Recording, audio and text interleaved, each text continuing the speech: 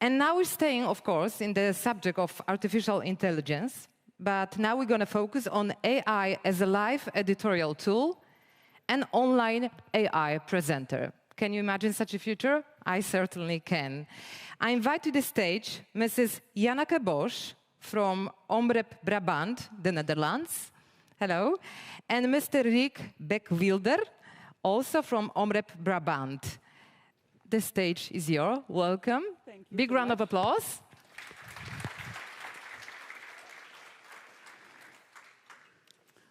Thank you. Let's just get the technical setup.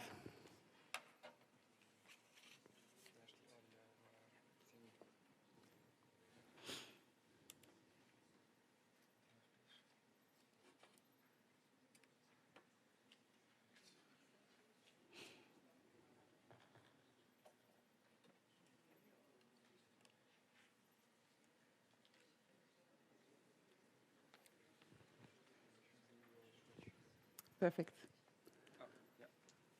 Thank you. So, good morning, everyone. My name is Janneke.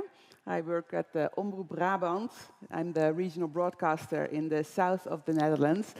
And I used to be a publishing editor there, and now I'm mostly focused on how we can use data to better understand and reach our audiences. So let's get straight into it. When it comes to the use of AI in journalism, we're often a bit skeptical. And I will readily admit, so was I. If you'd asked me this like a year or a year and a half ago, my instinct would have told me we need to steer clear from AI in journalism and any computer-generated news. Because let's be honest, we are living in a time where even without AI, fake news is thriving, and we are fighting to earn and keep the trust of our audiences. So, do we really want to put that in the balance by saying we are going to let AI make our content? Are we really going to let a robot do our jobs? Are we going to trust the computer to make our content, to check our facts? And can AI really do that? And spoiler alert, no, I don't think so. And that's not what we do at Omroep Brabant at all. But we do use AI every day in our newsroom. And I would like to tell you about how we do that. So where we started was with headline testing.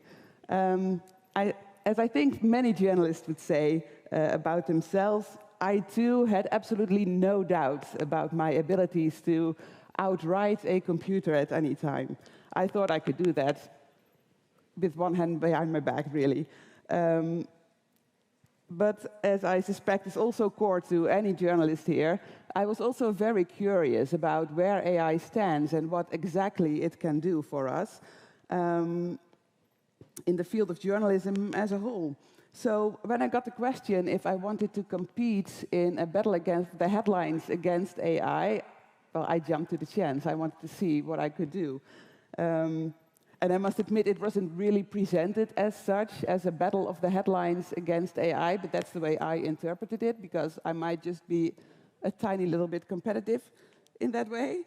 But we were asked, Omroep Brabant, my company, was asked by another company called Smart Octo to see if we could work together and find a way in which AI could really work for headline testing. We wanted to see if AI could come up with good alternative headlines, for good B headlines, to then be able to test against our own. So that's what we did, and I thought we really had nothing to lose, because headline testing works.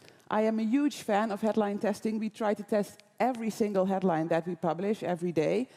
And we have found that if you consistently test every headline, that increases the click-through rate, or your CTR, by approximately 20%. So that's really worth it. And that's not 20% of every winning headline. That's across all headlines that we publish.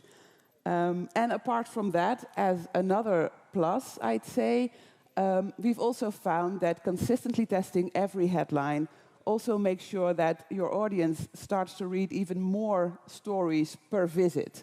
to your website. So headline testing, I'm a huge fan. And if we could make that easier, then absolutely, why not try it? Because I used to be a publishing editor, and I know how difficult it is to come up with a good headline. Making good headlines is really a trade on its own. It's hard work. So if you want to test every headline, it means that after coming up with that one perfect headline, you then immediately have to think of another good one that is just as good to be able to test against the one you just came up with.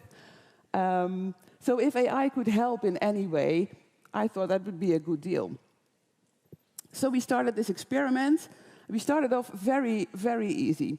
We used ChatGPT as the AI tool of choice, and we thought, okay, for every headline that we publish, we just give ChatGPT the text, our original headline, ask it to come up with 3 alternative headlines. We pick one, test it against our own, see what happens. Simple enough. But the idea was very promising, but the results were horrible. They were horrible, at first at least. This is one example of what we found. The headlines were factually incorrect or outrageously over the top, very, no offense to anyone, but it sounded very American to me, to the point where I didn't even want to test them. I made a list of all the errors that ChatGPT came up with. Headlines were incorrect, they were too clickbaity, not really for us, too many emotional words, that's what I call American, like heartbreaking, not really the sound and the tone of voice that Omroep Brabant really has. And sometimes ChatGPT even didn't want to come up with headlines if we had stories about articles about rape or murder. It just refused to give us headlines. So we didn't really start very well, but we didn't give up. And we started to improve the prompt that we used for ChatGPT to come up with better headlines. And we kept doing that. So we got a bit better headlines when we adjusted the prompt, tried again, adjusted the prompt some more, tried again, and see where we ended up. And gradually, we started to see better results. Most headlines were at least correct. That was a big plus. Sometimes they even had a few words that I hadn't thought about yet, or a slightly different angle to use in the headlines. And that's when it really started to work for us, because it started to create new ideas and making it easier for me to come up with a B headline, like less trouble. Were they all perfect? They were not, but they absolutely weren't useless either. To the contrary, and so it made our A/B headline testing a lot easier. So no, AI doesn't make perfect headlines yet, but it is a helpful tool, I would say, to give you inspiration for that second headline. It's like that one colleague looking over your shoulder and saying, oh, but maybe if you use those 2 words, or maybe if you use this angle for your B headline, that could really work. And that is how we ended the experiment. We tested human headlines against AI-inspired headlines, and that really worked. It saved us a lot of time, and we saw that the results were more or less the same as the human against human headlines. So it really saved us time and effort. And then Smart Octo, the company that we designed the experiment with, took all that and designed their own AI tool with its very own prompt. And they incorporated that in Tentacles, which is like an overlay over your website, where you can have live audience feedback. So you can see how many people are reading your story and what you can do, and you can test headlines in that tool. And they made it AI working. So what happens if you just open that tool? It's that dark red side on the side. That's where you can choose the AI version, and you just simply select the headline, and it gives you a few examples to try, maybe to just copy-paste and immediately use for an A/B test, or to use as inspiration to come up with your own B headline. So we had a good experience here. And what followed was a more in-depth analysis of our stories using AI. Because if it's working for headline testing, we can use it for way more than just that. Obviously, we do not only want our audience to click on the story that we present to them, we also like them to read it as far as possible, all the way to the end, preferably. But to be able to know how far they come, you'd have to know where is your audience, where do they stop, where do they leave the story, and why. So we have a tool for that, and that's like a read depth, a scroll depth tool. So in your story, you see on the right side like a light blue overlay over your story, and you can see how far people are reading it. Preferably, it would look something like this, with the tiny blue blocks on the side. Not very many people are leaving the story, so that's good. That's what you want.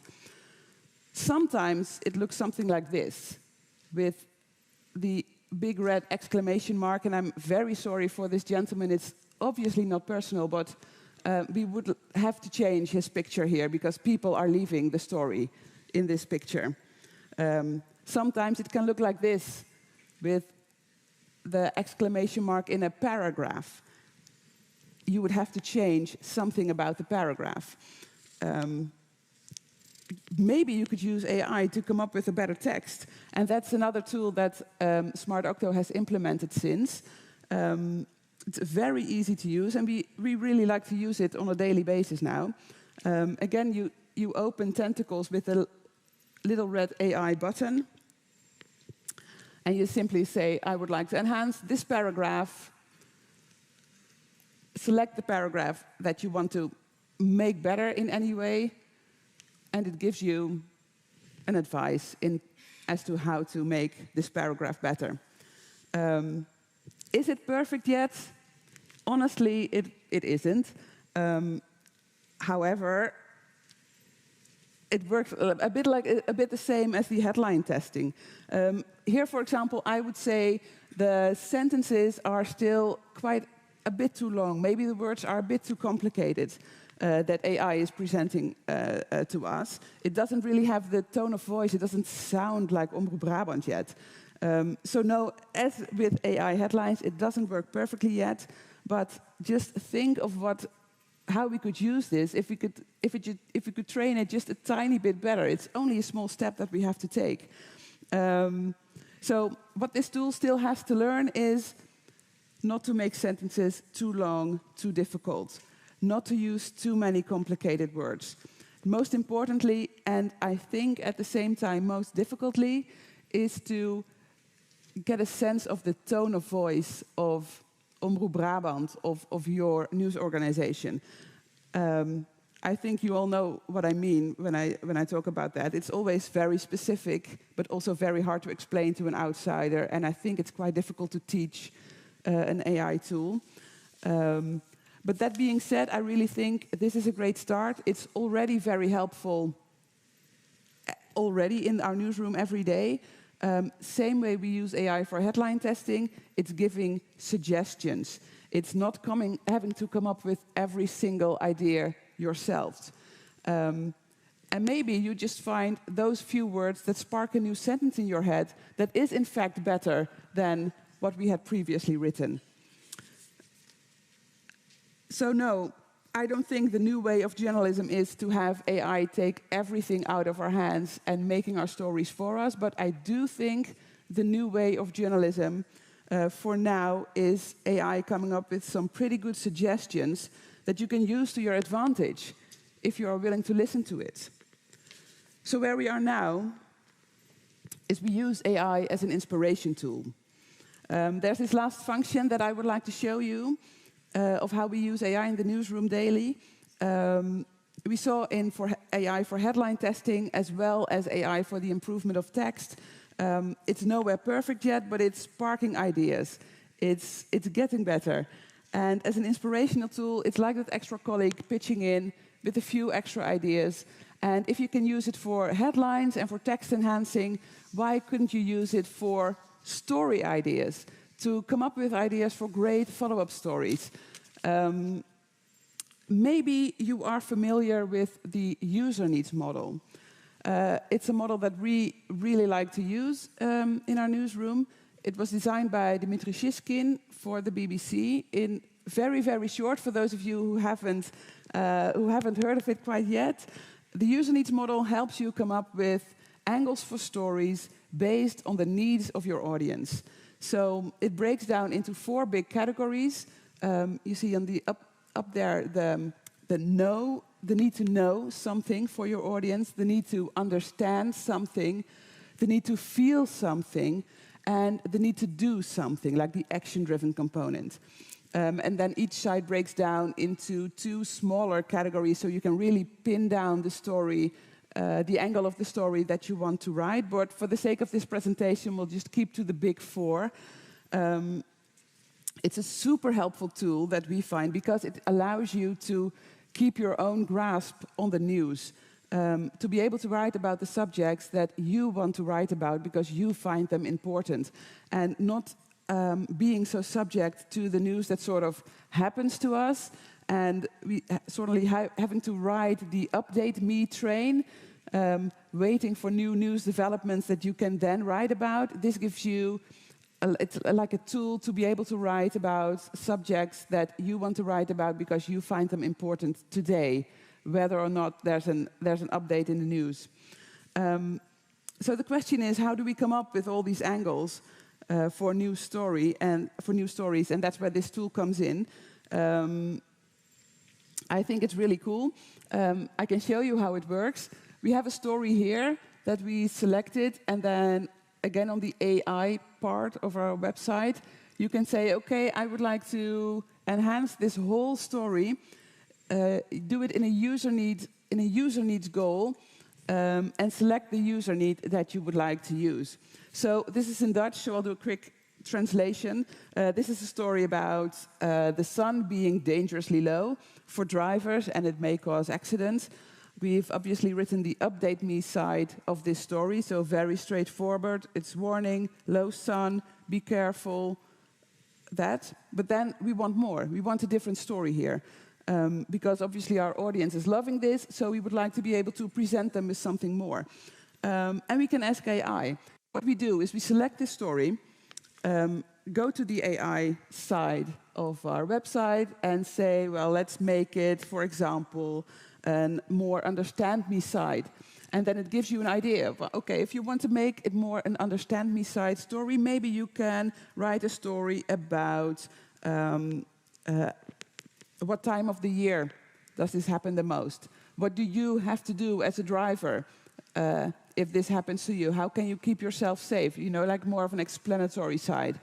Or you could go and ask AI, I would like to make it like an make me feel something side of the story. Then AI suggests you find a driver who's maybe been in an accident because of this, survived to tell the tale, and then maybe we can write their story. That might be a quite compelling story, and I think I would click on that to read it. And of course, can we not come up with these ideas ourselves? Yes, we can. Of course we can. Everybody can come up with these ideas. But isn't it so much easier if you have AI as an extra colleague helping you with these ideas, so you don't have to have every thought yourselves? It's just an extra colleague like spitting out ideas. So, coming to a conclusion, I really think we need to look at the use of AI in this perspective, not something scary to steer clear from, but rather thinking of ways of how we can use this to help us do our jobs in the newsroom. Like that extra colleague that always has ideas ready whenever you ask about them, no matter the subject that you ask about, no matter whether he's had his morning coffee yet, he just has ideas ready every time. So whether it's coming up with great headlines to be able to use in headline testing and bring your headline testing game to a whole new level, or it may be noticing when your audience is clicking away from a story, so you can then enhance the paragraph that they are leaving. Maybe it is even as easy, I haven't even shown it, but it can spit out useful tags to use in your stories. So your journalist doesn't have to also use headspace to, after writing, think about what tags should I give this story. Or see it as that extra partner in morning meetings, coming up with ideas for follow-up stories.